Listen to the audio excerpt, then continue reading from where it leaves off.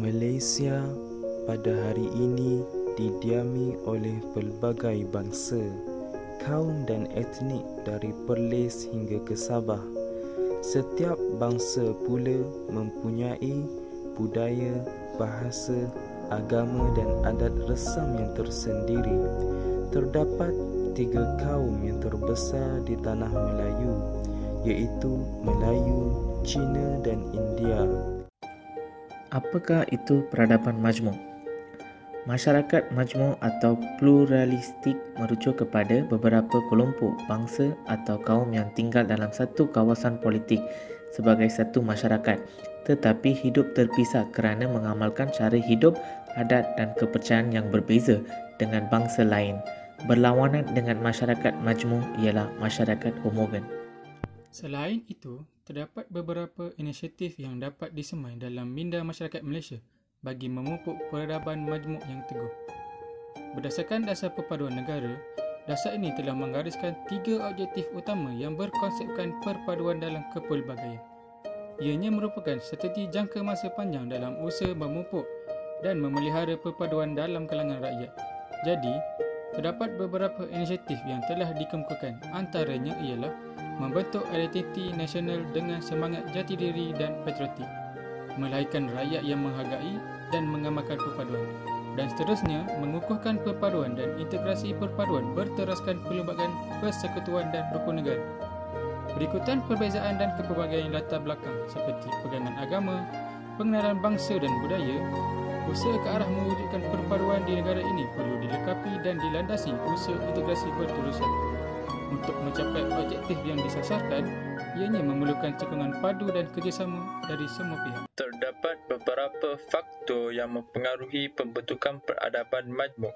Pertama sekali adalah disebabkan oleh kemasukan buruh Cina dan India semasa penjajahan British.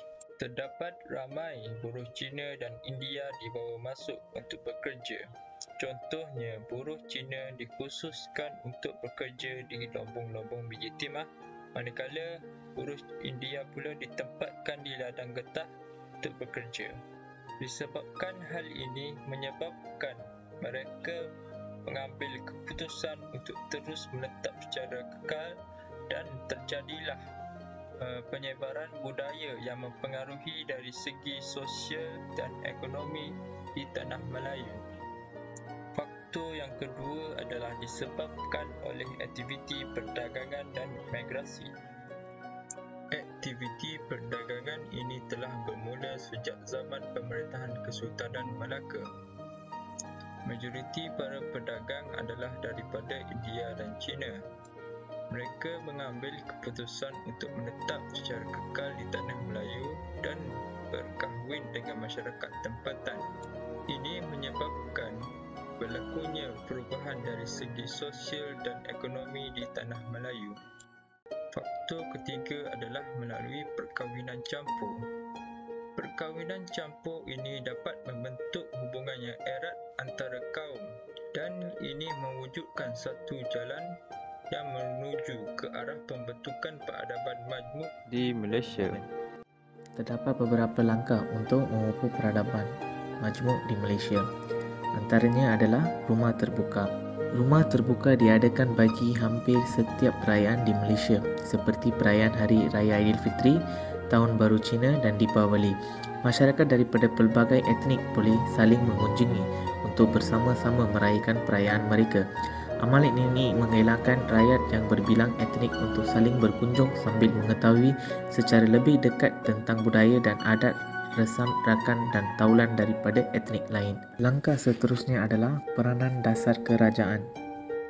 Kerajaan boleh memainkan peranan dengan semua sekolah kebangsaan, sekolah jenis kebangsaan Cina dan Tamil bergabung mengadakan dan menganjurkan program bersama yang melibatkan penyertaan semua murid-murid dan guru.